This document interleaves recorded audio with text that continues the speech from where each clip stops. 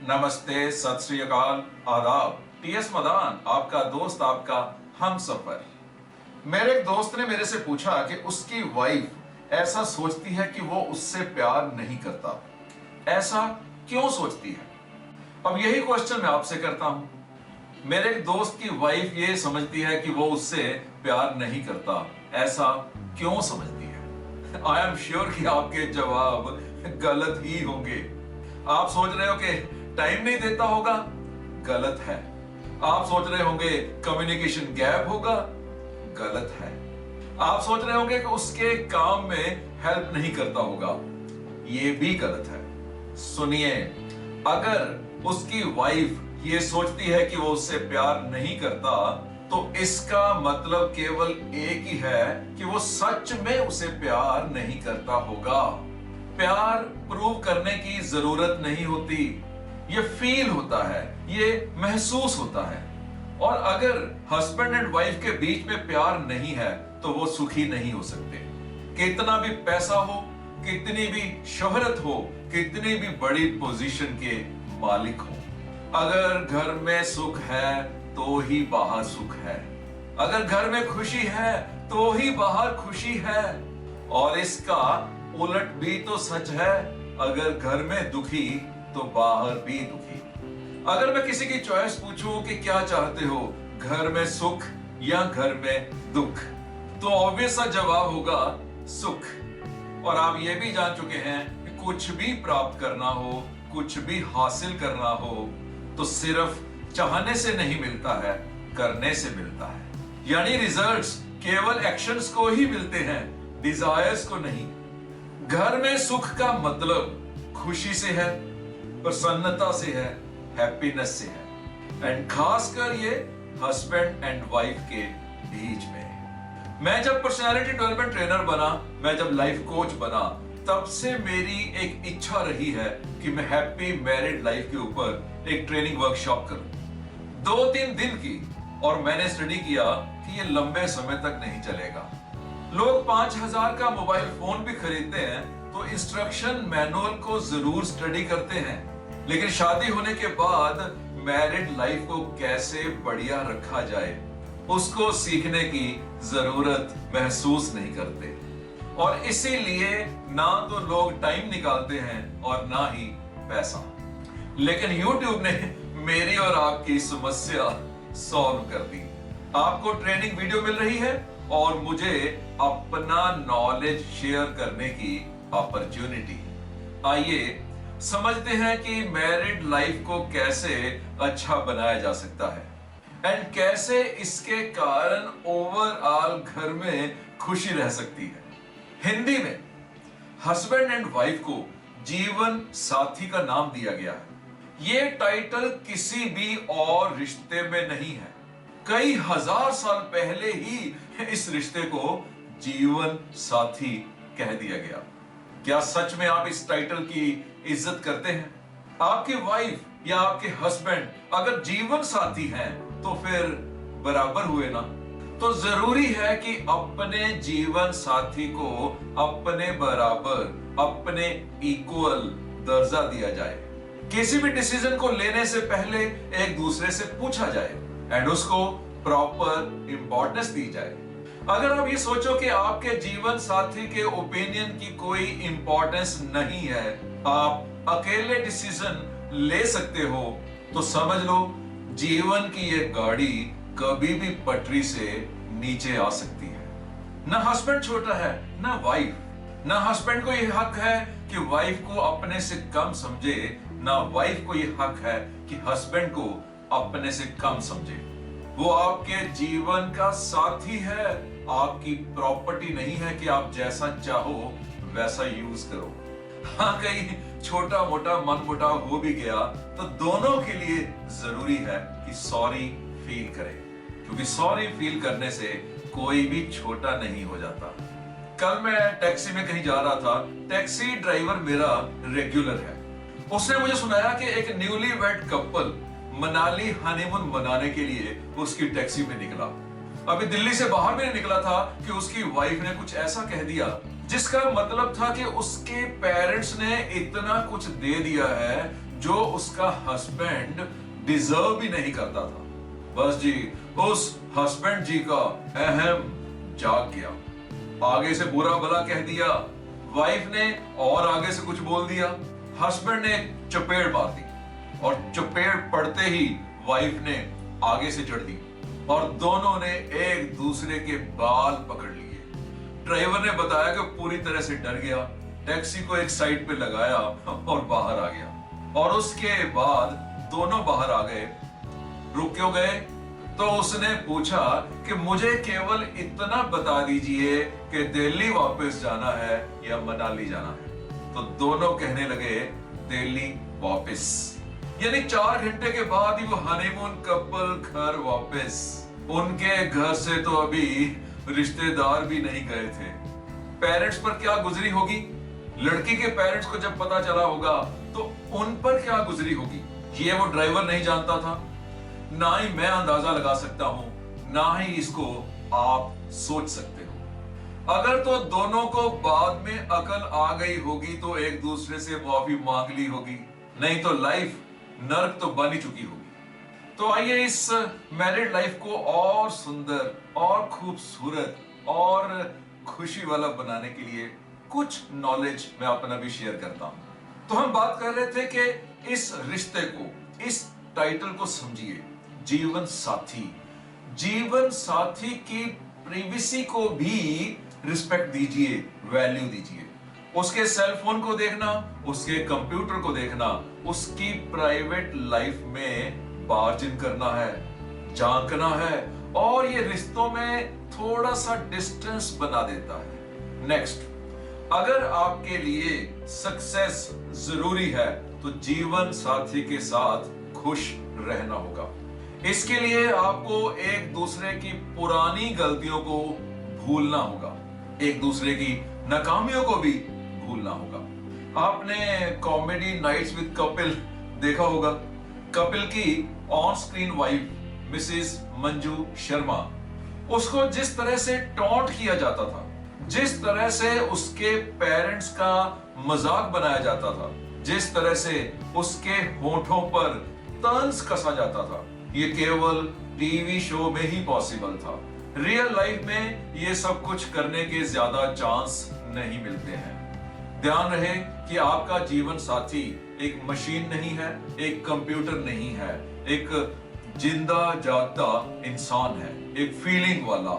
उसकी पुरानी किसी बात को सामने लाकर उसे हर्ट करना आपकी पारिवारिक जिंदगी को खराब कर सकता है। सुनना एक बहुत बड़ा गिफ्ट है जो आप एक दूसरे को दे सकते हो।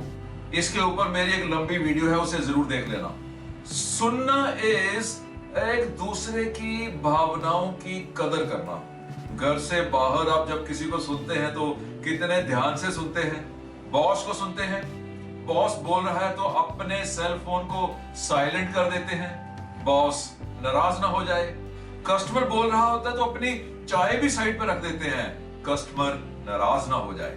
जब पड़ोसी बात कर रहा होता है तो उसके साथ आई कांटेक्ट बनाते हो, क्योंकि आप जानते हो कि अदरवाइज उसको ये लगेगा कि आपको मैनर्स नहीं है। लेकिन आपका जीवन साथी, आपका हस्बैंड, आपकी वाइफ, उसे गारंटेड क्यों ले लेते हो? ये तो घर की बात है, ये तो अपने ही हैं। नहीं, इनको भी वैसे ही सुनो। इनको भी सुनते समय अपने सेल फोन को साइलेंट रखो।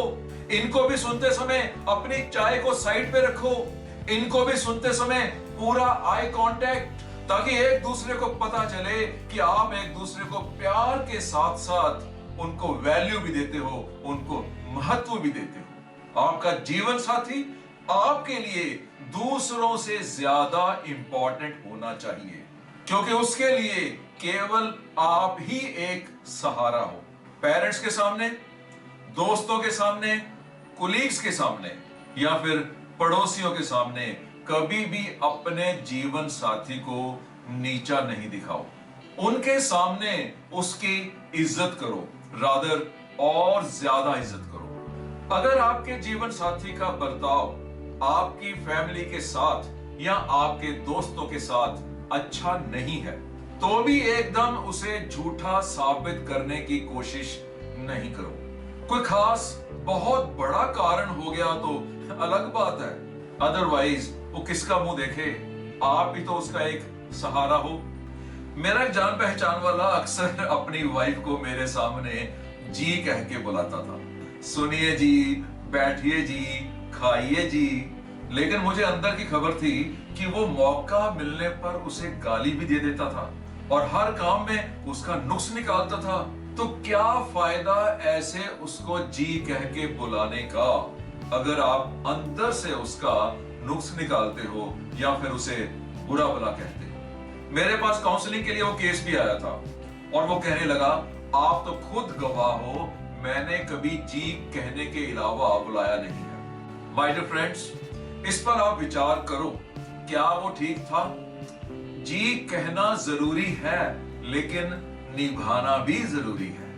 हस्बैंड वाइफ के रिश्ते में एक विश्वास होना चाहिए, एक ब्लाइंड फेथ। कोई भी जब एक दूसरे को कोई कॉन्फिडेंशियल बात सुनाता है तो केवल एक ही विश्वास के साथ कि इस बात को कहीं किसी और के साथ नहीं किया जाएगा। कोई कितना भी आपके नजदीक क्यों ना हो, आपके जीवन साथी से नजदीक तो नहीं है ना, उसके विश्वास को ठेस नहीं पहुंचनी चाहिए। और अगर ऐसा पहले हो चुका है तो एक दूसरे से माफी मांग लो और पुरानी बातों पे मिट्टी डालो और आगे से इसका ध्यान रखो।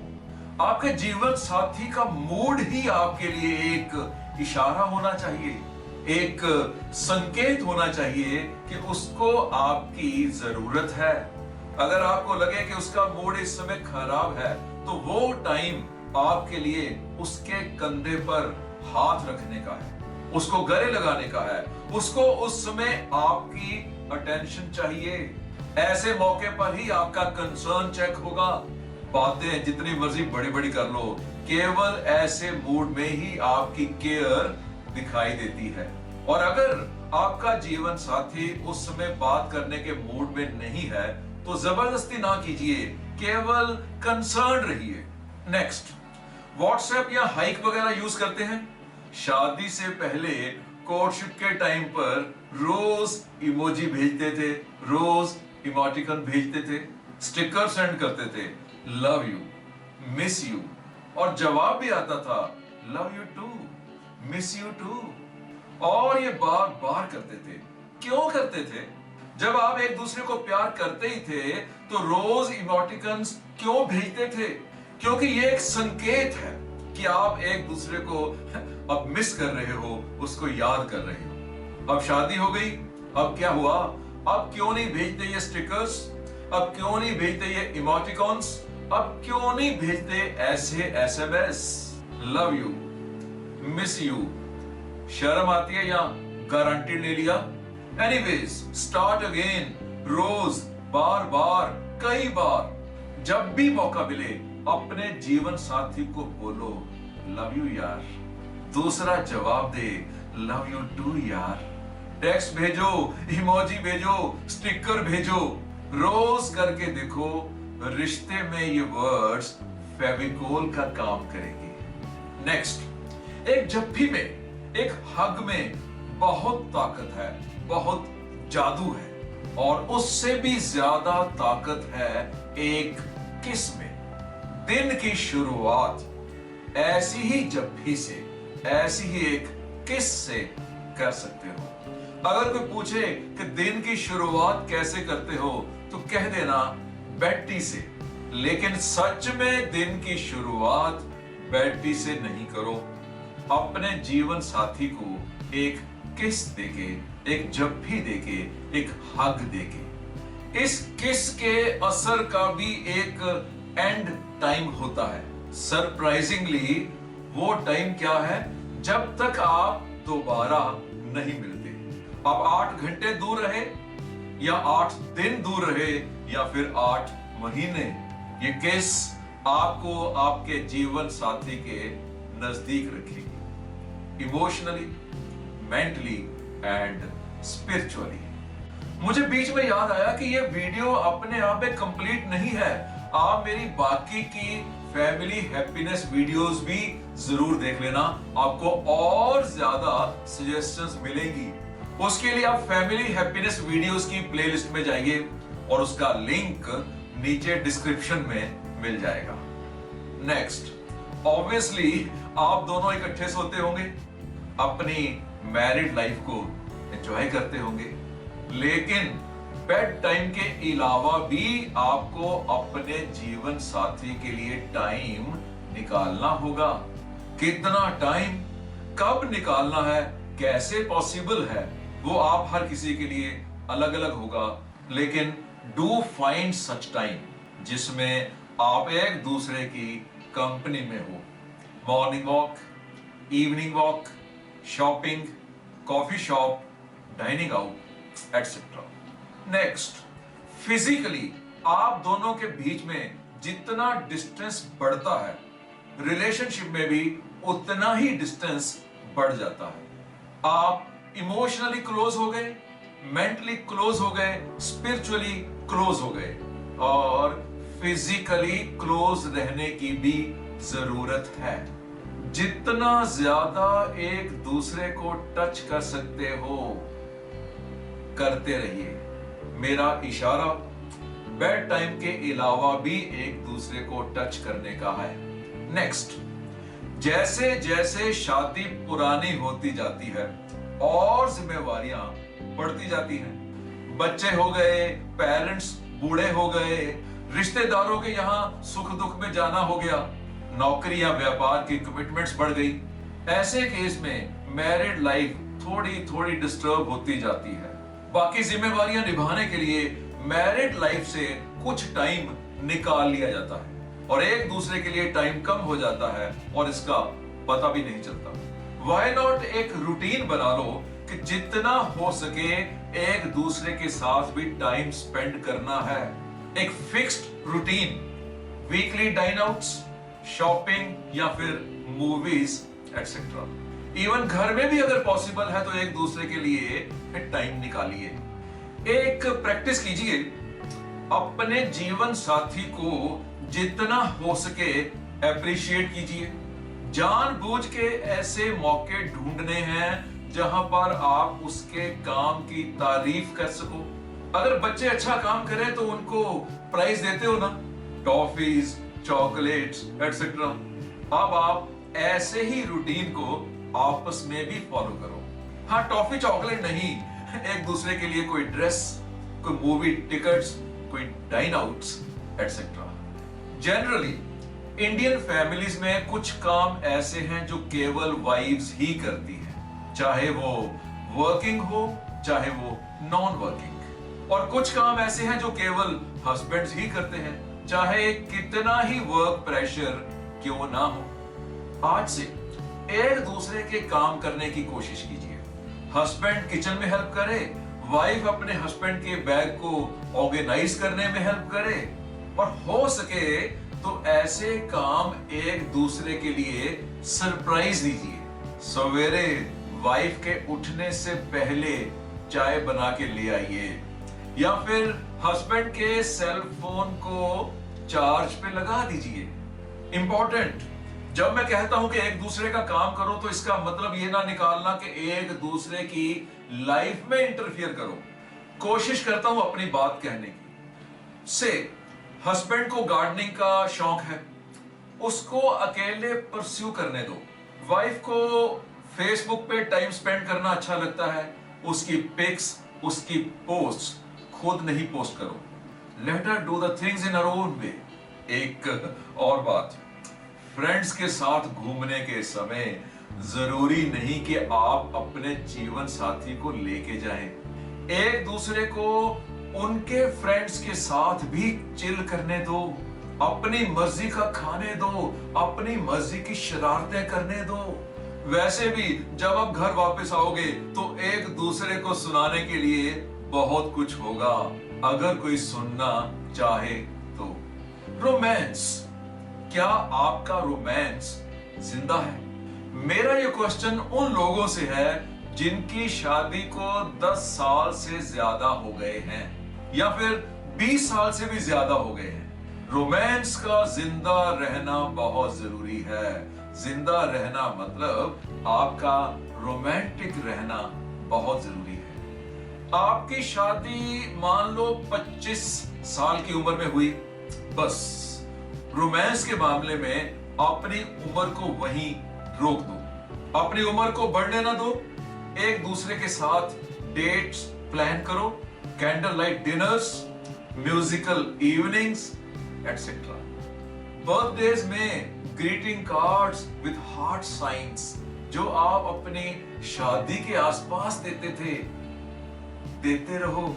शादी के आसपास दिनों में आप अपनी सेक्सी लुक्स को बना के रखते थे। वो सब कुछ करते थे जिससे आप सेक्सी एंड हॉट दिखाई दें। अब क्या हो गया? अब भी सेक्सी एंड हॉट दिखने की कोशिश करो, एटलीस्ट अपने जीवन साथी के सामने तो जरूर। वैसी ड्रेसेस, वैसे अंडरगारमेंट्स, वैसी बातें, वैसा म्यूजिक, वैसा ही मेकअप, वैसे ही परफ्यूम्स, वैसा ही deo and what not. English का एक वर्ड है कॉम्प्रोमाइज। मैं इसे जब हिंदी में बोलता हूं, खासकर मैरिड लाइफ के सिलसिले में, तो मैं कहता हूं कुर्बानी। एक दूसरे के लिए कुर्बानी, अपने विचारों की, अपने शौकों की। अपने शौक एक दूसरे के ऊपर इंपोज करना, अपने डिसीजंस एक दूसरे के ऊपर थोपना हैप्पी मैरिड लाइफ की निशानी नहीं है। घर में हर समय आपके लिए जीतना जरूरी नहीं है, जितना घर की खुशी को कायम रखने के लिए कभी कभी हारना। वाइफ को साफ बाथरूम पसंद है, हस्बैंड को वाइपर लगाना टाइम वेस्टेज लगता है। थोड़ा वाइफ कंप्रोमाइज कर ले, थोड़ा हस्बैंड। टीवी चैनल्स की चॉइस कंप्रोमाइज किया जा सकता है। वाइफ न्यूज सुन ले, हस्बैंड सीरियल्स देख ले। वाइफ को म्यूजिक सुनते सुनते सोना अच्छा लगता है और हस्बैंड को टॉक शोज देखते देखते सोना अच्छा लगता है। थोड़ी थोड़ी कुर्बानी आपकी मैरिड लाइफ की गाड़ी को चलता रखेगी। एक खास चीज जो मैंने स्टडी की है, एक दूसरे की फैमिली को पसंद करना या ना करना। अपने जीवन साथी के लिए आप बहुत इंपॉर्टेंट हो, ऑफ कोर्स वो आपके जीवन साथी है, नो डाउट। बट उसने जिनके साथ अपनी लाइफ के 20-25 साल बिताए हैं, उनको कैसे इग्नोर करें? उनके बारे में ना वो कुछ गलत सुन सकते हैं, ना ही गलत बर्दाश्त कर सकते हैं। हाँ, कई बार चुप रह के सह लेते हैं। चुप रह के सहने वाले जीवन साथी को गारंटेड ना लो, वो अंदर से सुलग रहा है। एक बात जो मैं अपनी लाइफ में खुद नहीं कर पाया, हमें किसी ने सिखाया नहीं, यूट्यूब वगैरह होता नहीं था। हमारे पेरेंट्स एजुकेटेड होने के बावजूद लाइफ स्किल्स की किताबें नहीं पढ़ते थे। वो बात मेरे दोनों बेटों ने कर दी। बड़ा अव्वल ईश एंड छोटा हिम ईश, दोनों ने अपने बेडरूम में जो फैमिली पोस्टर्स लगाए हैं, उनमें उन दोनों के पेरेंट्स भी हैं। यानी अव्वल ईश एंड उसके पेरेंट्स एंड उसकी वाइफ साक्षी एंड उसके पेरेंट्स, एंड ऐसे ही हिम ईश एंड उसके पेरेंट्स एंड उसकी वाइफ गुंजन एंड उसके पेरेंट्स। और मैं उन दोनों के इस जेस्चर से एक प्राइड, एक गर्व महसूस करता हूं। आपको शायद ही कोई ऐसा घर दिखाई देता होगा जिसमें डॉटर इन लॉ के पेरेंट्स की भी फोटो लगी हो। सरप्राइजिंग ना? आप भी कर लेना। रिश्तों में खुशी का लेवल तो बढ़ेगा ही, रिस्पेक्ट एंड विश्वास भी बढ़ेगा। हमारे जान पहचान वाले हैं, हस्बैंड जॉब करते हैं, आने का टाइम फिक्स नहीं है। जॉब के सिलसिले में गेट टुगेदर्स होती रहती हैं। और दुख की बात है कि घर में से बच्चे बीमार हो गए या कोई दिक्कत आई तो वाइफ उन्हें फोन भी नहीं करती है। कारण क्योंकि उसको विश्वास ही नहीं है कि उसके हस्बैंड अपनी गेट टुगेदर छोड़ के घर आ जाएंगे। क्यों कहा जाएगा इसको जीवन साथी? ये रिश्ता एक ना दिखने वाले धागे से तो ही बंधा है, जिसका नाम है कमिटमेंट, एक विश्वास। कम व्हाट मे, ही और she will be there at any point of time, चाहे वो दुख की घड़ी हो और चाहे सुख की। आप लाखों रुपए इकट्ठे कर लेना, सेहत के बाद अगर कोई चीज सबसे इंपॉर्टेंट है तो वो है आपकी फैमिली की हैप्पीनेस। नंबर 1 इज सेहत, number 2 is family happiness and number 3 है आपकी इनकम, आपकी वेल्थ, आपकी जायदाद, आपका करियर एटसेट्रा। आपके पास पैसा बहुत है, करियर की पीक पे हो लेकिन बीमार हो, सब खाक है, मिट्टी है। और ऐसे ही आपके पास पैसा बहुत है लेकिन घर में कलेश है, कला है, तब भी सब खाक है, सब मिट्टी। माय डियर फ्रेंड्स, कोई भी इंसान कंप्लीट नहीं होता, परफेक्ट नहीं होता। हर किसी इंसान में कोई ना कोई कमी होती है।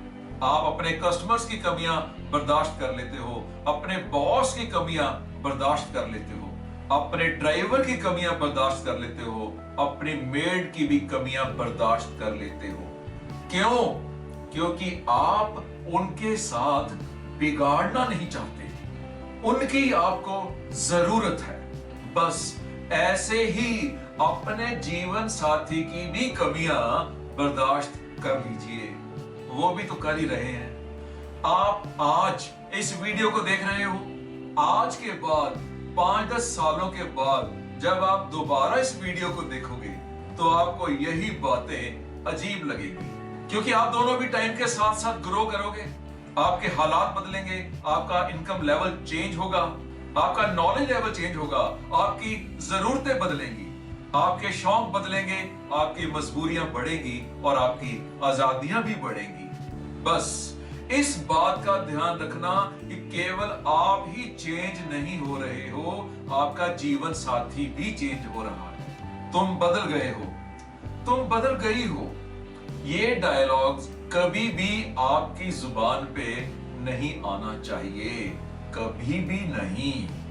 माय डियर व्यूअर्स, आपको मुबारक देता हूं कि आपने इस वीडियो को यहां तक देख लिया। इसका मतलब है कि आप दिल से अपनी मैरिड लाइफ को अच्छा रखना चाहते हो। एक और काम करना, इस वीडियो को हर हफ्ते 5 हफ्ते देखना, बार बार देखना, आपकी मैरिड लाइफ और हैप्पी हो जाएगी। थैंक्स, शुक्रिया, नवाजिश।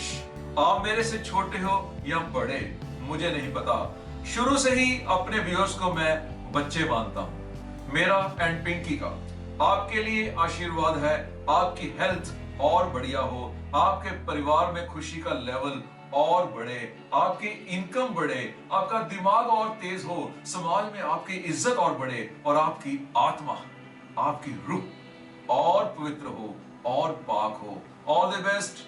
देखते रहिए, सीखते रहिए और बढ़ते रहिए।